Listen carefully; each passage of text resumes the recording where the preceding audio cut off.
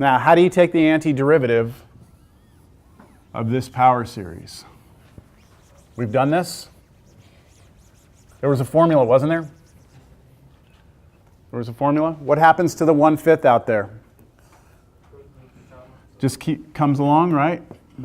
Okay, now series n equals 0 to infinity. Because when we do an antiderivative, this n stays at 0. When we do a derivative, it goes to 1. And then, I'm sorry, can you say that again? What did you say about one? when I showed you how we differentiate power series, we did it term by term. And the formula we got when we differentiated, well, let me just show you here. Yeah, if you start out with a power series, n equals 0 to infinity, that's a general power series. If we take the derivative of this, we said that that was sum n equals 1. It changed to 1 to infinity of n times c sub n x minus a to the n minus 1. So it was just the basic power rule that the n came out. We subtracted 1. Then I told you later you could change that back to 0. All right? Now when we integrate a power series,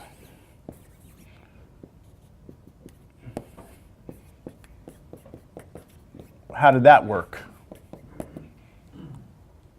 Wasn't it just power rule backwards, like the power rule the other way? Right? So it's like 1 over n plus 1. So this is 1 over n plus 1 times c sub n x minus a to the n plus 1, and then plus some constant of integration. Oops, I forgot my sum out here, geez. Sum. That's in your notes, all right? So what would we have here? We have the 1/5 outside. Do I touch this? No, that's c sub n. So I'm just going to go 1 over n plus 1 times negative 1/5 to the n, x to the n plus 1. Question? You sure? Okay.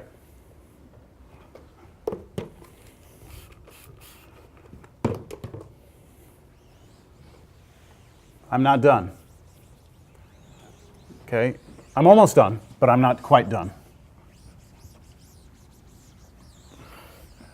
So this is the power series for natural log of x plus 5.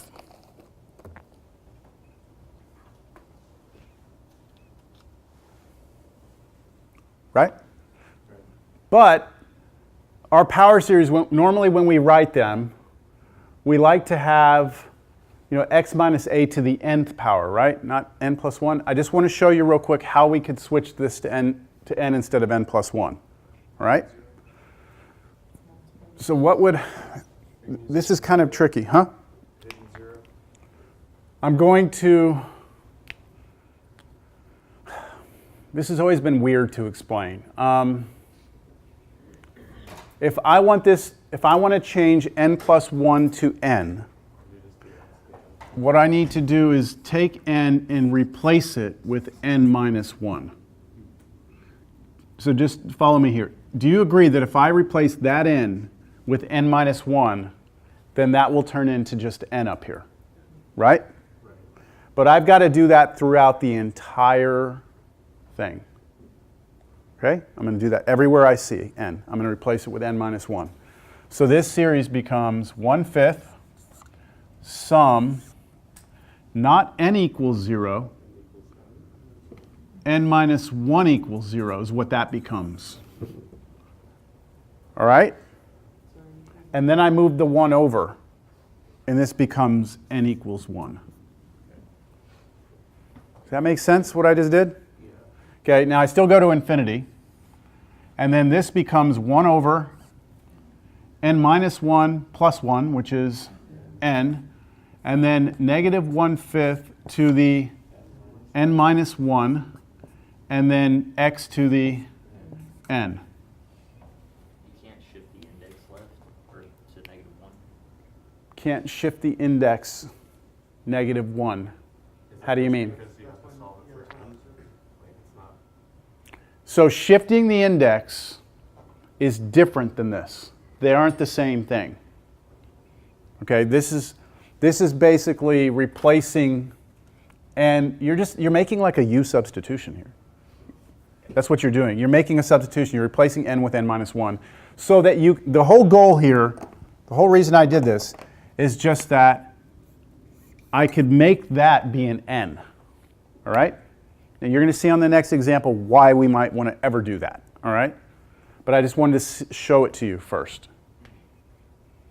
Now this technically is a power series, but this is a power series where you have the proper form. Like this right here is c sub n, right? And this is x minus a to the n. The only difference is that we're starting at 1 instead of starting at 0, which is okay. We just, you know. Okay, now, next problem.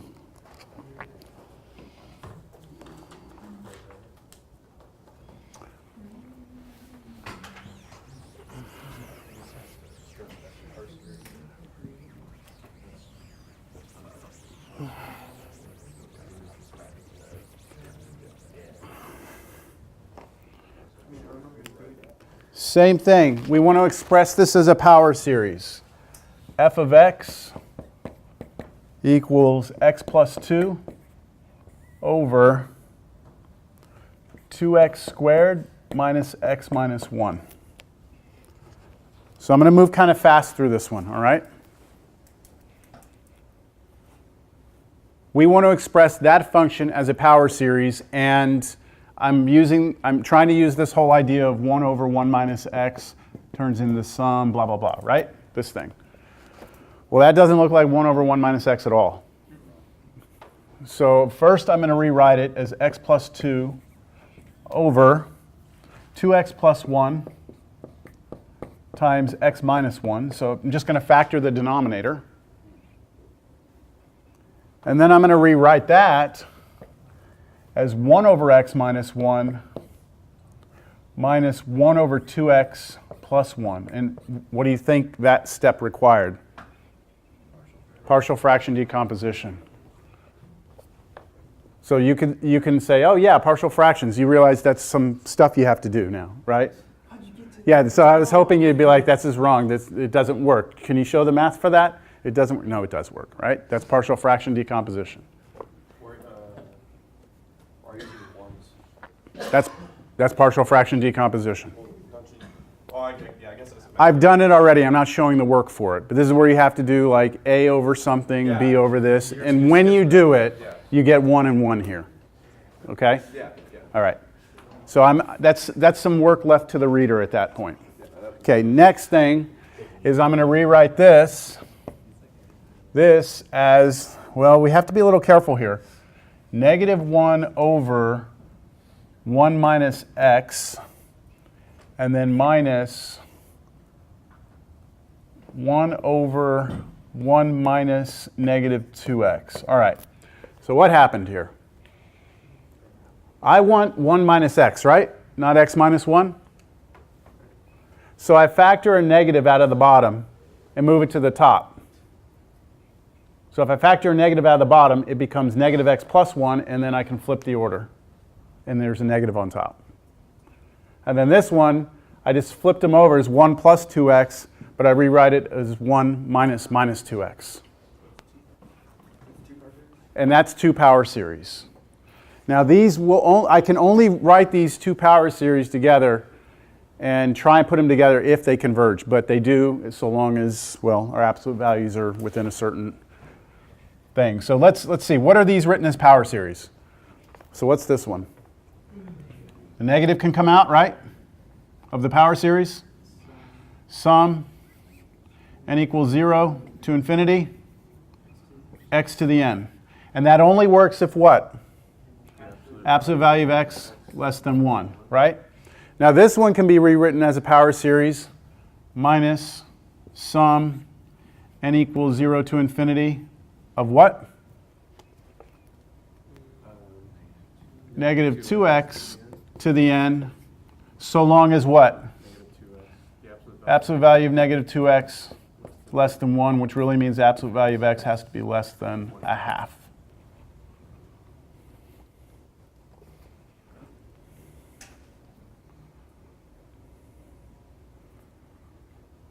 My answer so far are two separate power series, right?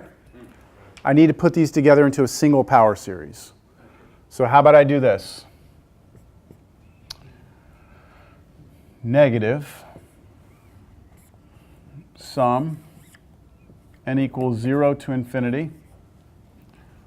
So I'm pulling a negative out of both of them, right? So that negative is going to come out. It's going to be a plus.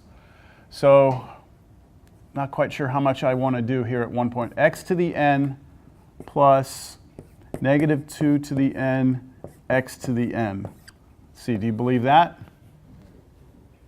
So I pull the negative out.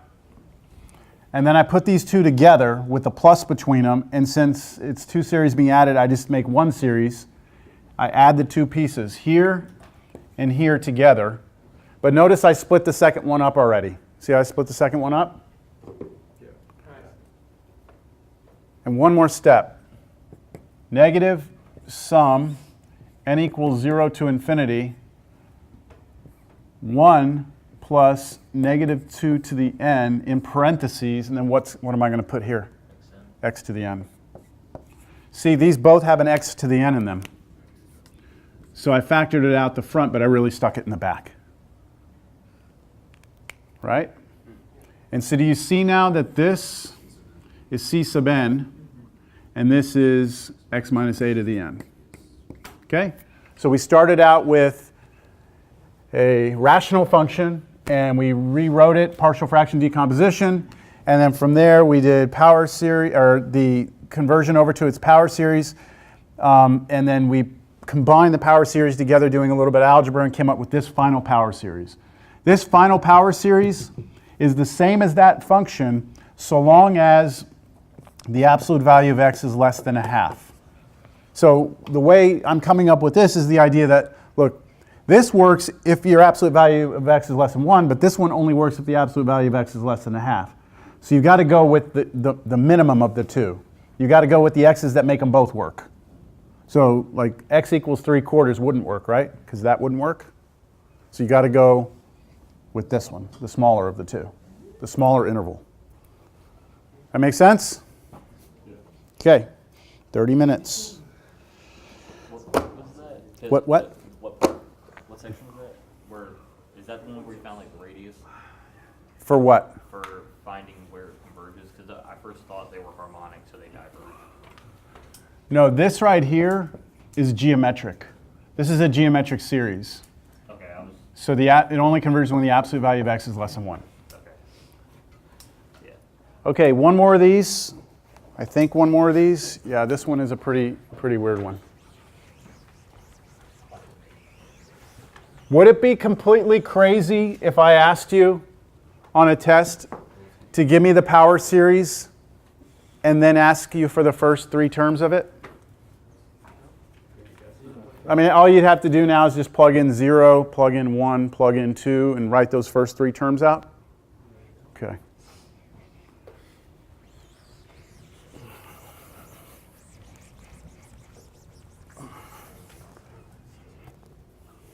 All right, here we go. Shit, this one is a disaster.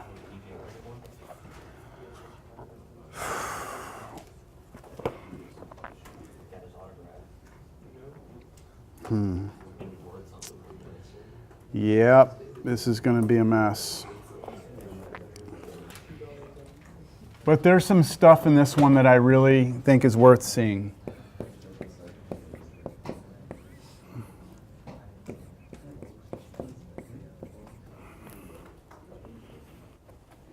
All right, same instructions. Rewrite this as a power series. Now we could, if we tried to cheat a little bit, we could use the Maclaurin series in the next section, right?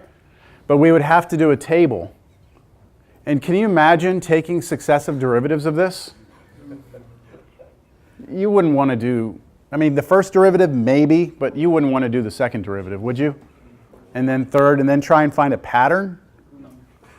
Yeah, I don't think so. So this is going to be actually the more efficient way, the way we're about to do this. So first things first, I'm going to rewrite this as x cubed times 1 over 1 minus x cubed plus x times 1 over 1 minus x quantity cubed. All right, so start with that. You agree with that? Yeah. Okay. Now, we need to figure out what the heck this is as a power series and what this is as a power series. And unfortunately, that does not look like 1 over 1 minus x. It's the whole quantity cubed. So look back in your notes.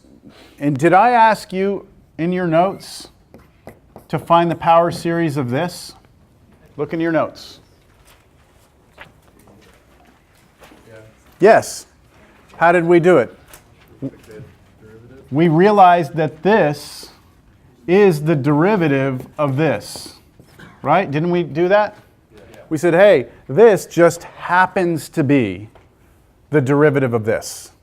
And so we did the power series for this, right? And we took its derivative, which was sum n equals 1 to infinity, why 1? Because we're taking the derivative, right? And then n minus 1. That was this. This is the power series for this. Okay?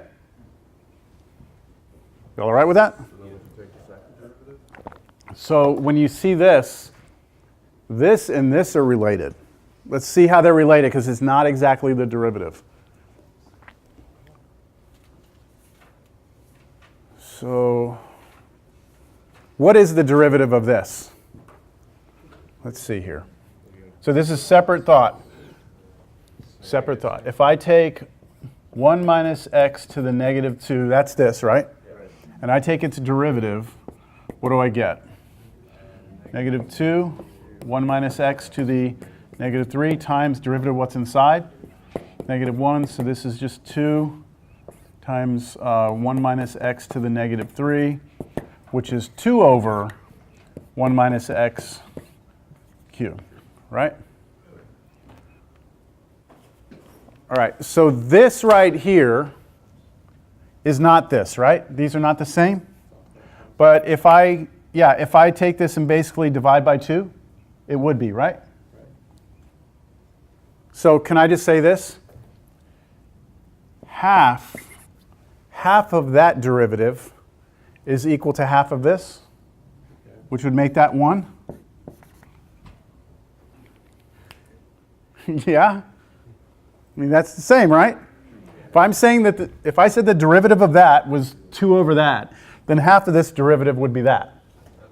Okay? I mean, can you just do that because you're not really like putting that in as an answer? It's just, this is an equality, right? This is an equation. That derivative was equal to that, so half of that derivative would be half of that. Right. Okay, so now look at this. What we're saying to ourselves is this. 1 over 1 minus x, that quantity cubed, is equal to half of the derivative of 1 over 1 minus x squared, right? But what is 1 over 1 minus x squared?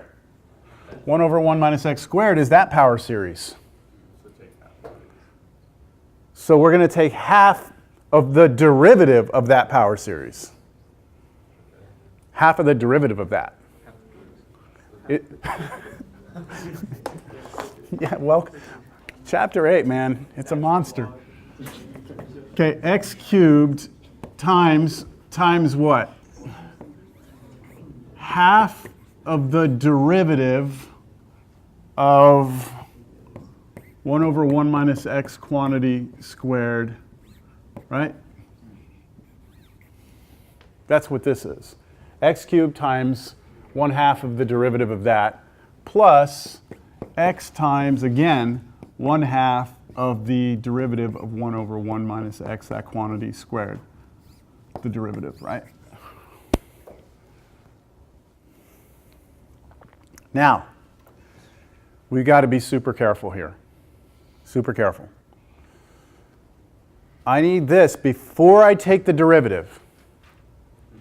Before I take the derivative, I'm going to, I guess what I'm trying to see is it as simple as just do the power rule on this, like n minus 1 comes out and then it becomes n minus 2? What do you think?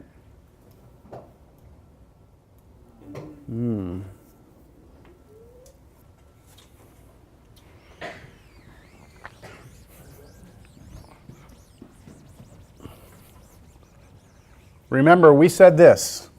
We said that if you have a power series, n equals 0 to infinity, c sub n x minus a to the n, then when you take the derivative of that, that became sum n equals 1 to infinity of n times c sub n x minus a to the n minus 1. So that if you have this, the n drops out and you subtract 1, right? So, if I ask us to take the derivative of this, right? Do I need to have this be n up here in order to use this formula, or can I just take my derivative? Let's see what I did in my notes. I forget which way I did it. 1/2 that, 1/2.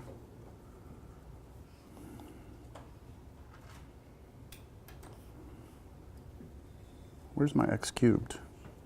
Did I write x cubed or x squared? Did I have x? Oh, I had x. I wrote something different on my paper here.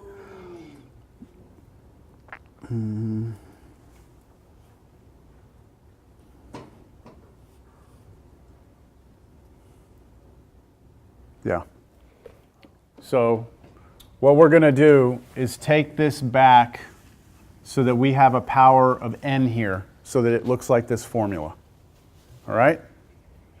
Before we take the derivative. So here, how can I get this back to n? Replace n with, so from this step to the next, what I'm going to do is I'm going to take n and replace it with n plus 1 everywhere in the problem. And let's see what we get. Sum, if that becomes n plus 1, then it'll be n plus 1 equals 1, which means n is 0 to infinity. And if I replace that with n plus 1, I get n plus 1. And then x to the n. Agreed? So I've taken this series and I've rewritten it so that my index, my exponent up here is n. My starting point is 0. So now it looks like this, doesn't it? And now I can use the rule again. Are y'all are, I think some of y'all are gone, but do y'all see that this is this and this, right? Yeah.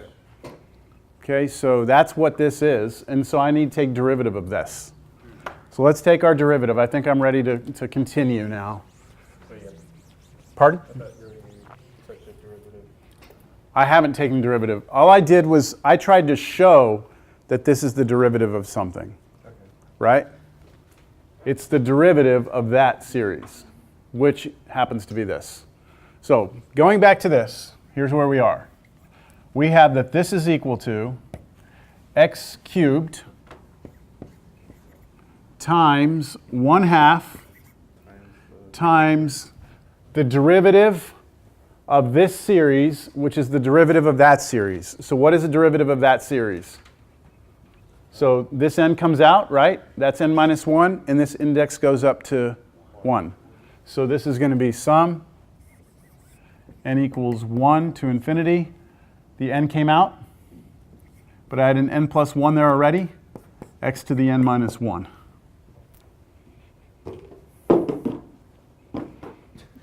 Right? Next one, this is going to be plus x times 1/2 times the same thing, right? Sum n equals 1 to infinity, n plus 1, x to the n minus 1. All right, that's where we are. That is what that expression is equal to. I need to put these together. So first thing I'm going to do is I'm going to take the x cubed and push it in here. Am I allowed to do that? Yes, because the x is not controlled by the sum. The sum has got n on it, right? So this x can go in also. So let's see what would happen if I do that. I have 1/2. How about we leave this 1/2 way out here? Because these both have a 1/2 in it, right? So I'm like factoring a 1/2 out. And then this series here becomes sum n equals 1 to infinity, n plus 1, x to what power? N minus 1 plus 3, so n plus 2? Yeah. So you're bringing this in, so you're going to go like x to the third there, add the exponents, and you get x to the n plus 1. This one plus the half came out, the x is going in. Sum n equals 1 to infinity of n times n plus 1 x to the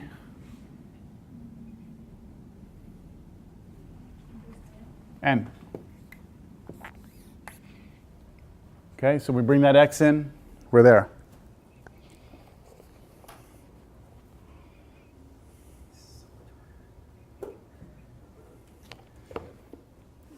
All right, can I continue?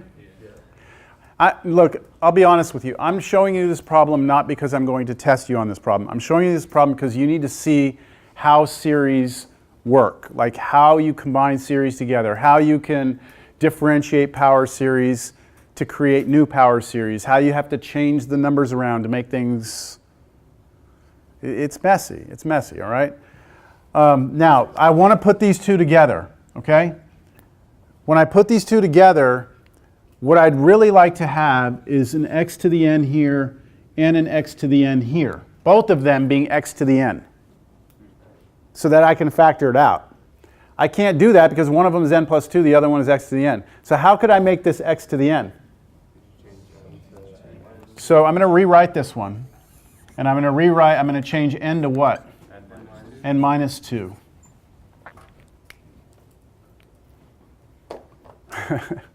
So we have 1/2 sum.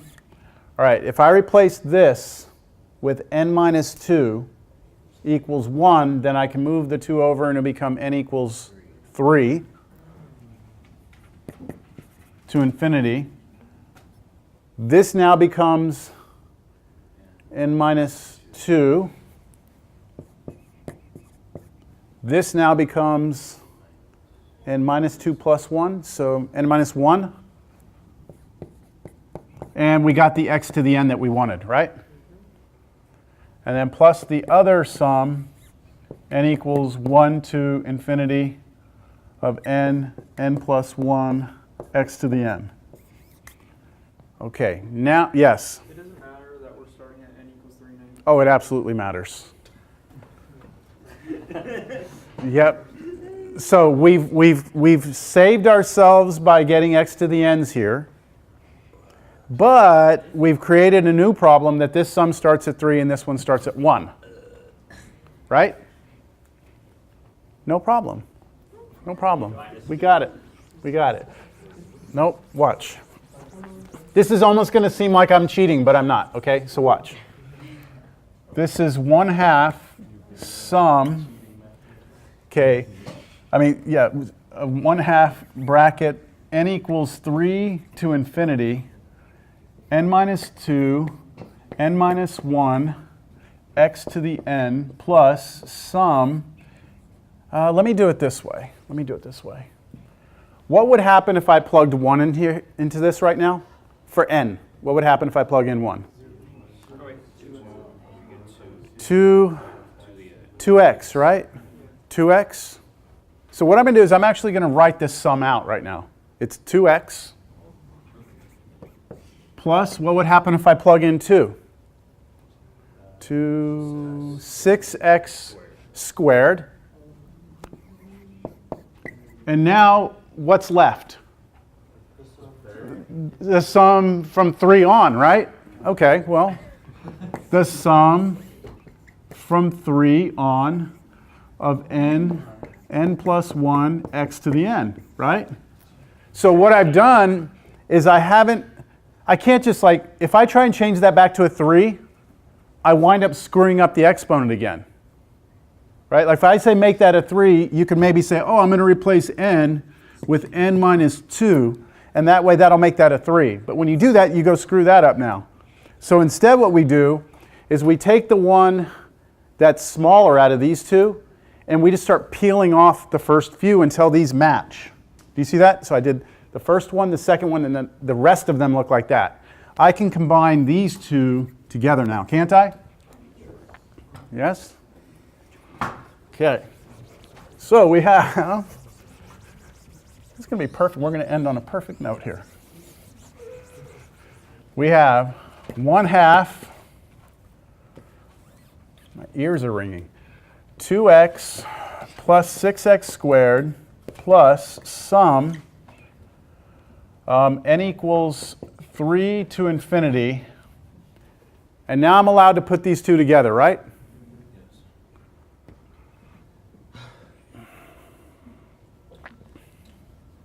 Maybe I can do this. N minus 2, n minus 1. Okay, I'll do that. X to the n plus n times n plus 1, x to the n, like that. And then you could factor out your x to the n. Right? Which I will, but first let me take care of this. This is n squared minus 3n plus 2 when I put that together. And this one is n squared plus n. And the reason why that's important is because when I factor the x to the n out, I can combine these terms together because there's a plus between them. So I'm getting close to the answer here. 1/2 2x plus 6x squared plus sum n equals 3 to infinity of, all right, can I combine these together? This was squared. How many n squareds do I have? 2n squared. How many n's do I have? 2, so minus 2n, and then plus 2, and then I have an x to the n on the outside, right?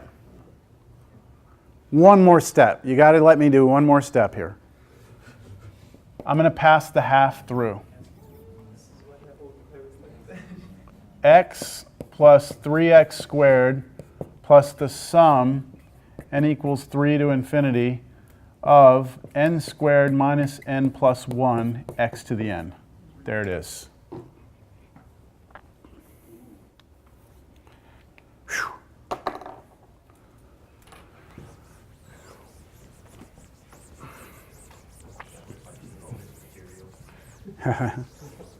I believe that problem is in the book. Let me see, is it?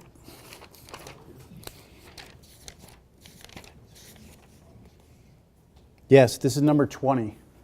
I changed it a little bit. In the book, it's x squared plus x. 8.6. Yep, 8.6, that's number 20. So this is it, right? This is the power series. Apparently, that's what we think it is, at least.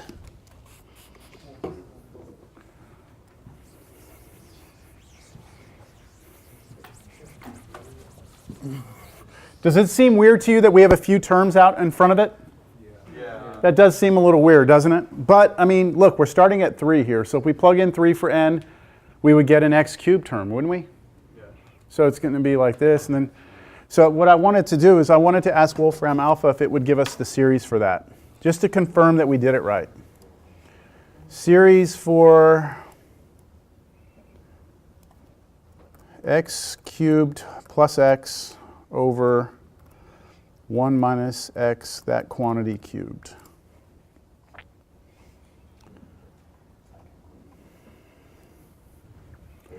X plus 3x squared, we had that. That better be a 7 when I plug in 3.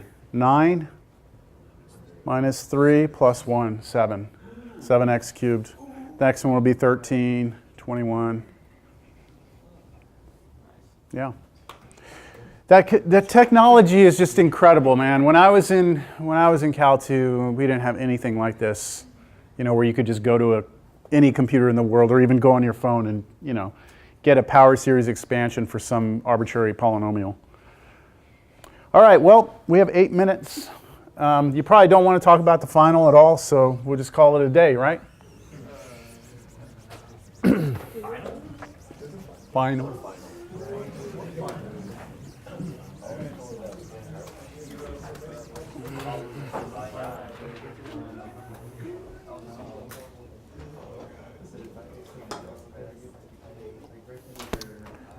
I'll give you the review. I'll do the 1 minus 1 plus 1 real quick. I'll do that one. I want to show you something. This is not going to be on the test or anything. 1 minus 1 plus 1 minus 1 plus 1 minus 1 plus 1 minus 1.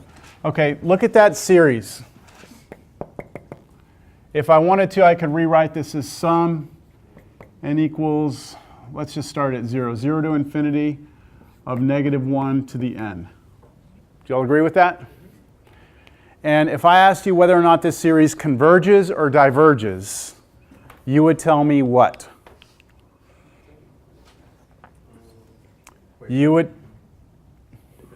Converges Or diverges, yeah. Well, it wouldn't really converge, right? Because it's just going back. It's 1, -1, 1. You could do like an n-term test. This basically doesn't go to 0, right? If you let n go to infinity here, this thing does not go to 0.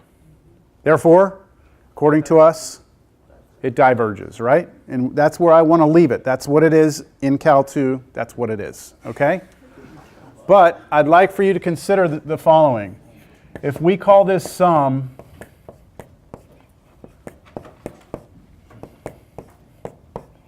if we call it S, then I could also write S like this. Wait, this is just extra, right? Yeah, this is extra. Don't worry about it. I could write S like this.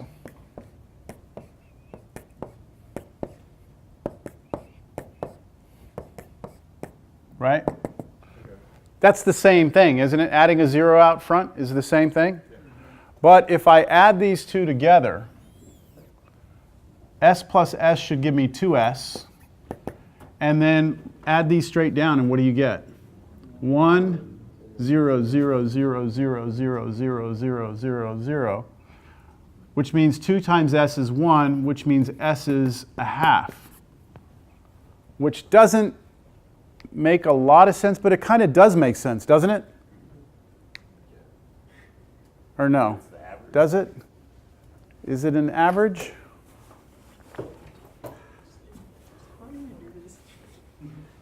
So the sum of all the... This is weird, right? This is weird? Yeah. Strange? So that's basically saying this, the sum of all of them is a half.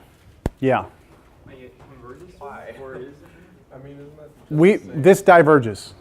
Let's not lose sight of it. This diverges. But this is worth thinking about, isn't it? This is interesting. It's strange, it's just like... And then, Hugo, we had this conversation. What class? Pre-cal? Yeah. Pre-cal. I did this in my pre-cal class. I tried to prove to my students that 1 plus 2 plus 3 plus 4 plus 5 forever, okay? Which you would look at that and tell me that does what? Diverges. Hugo, what did I say it adds up to be? -1/12. Now that seems absolutely absurd, doesn't this? Doesn't this seem absurd? Okay, this is used in physics. No, this is used in quantum physics. You open up any quantum physics textbook, and somewhere in the beginning, they're going to have written the sum of all integers starting at 1 forever is -1/12. Have you all heard of Ramanujan? Mathematician? No? Okay, there was a movie about him recently. Within the last few years. I forgot the name of the movie. He was from India. He was a mathematician who taught himself math. And then he was brought to England.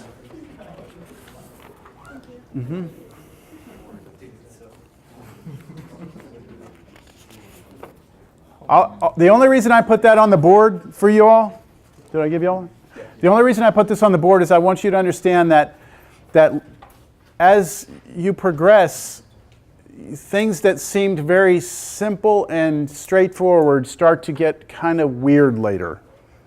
It starts to become a little more interesting.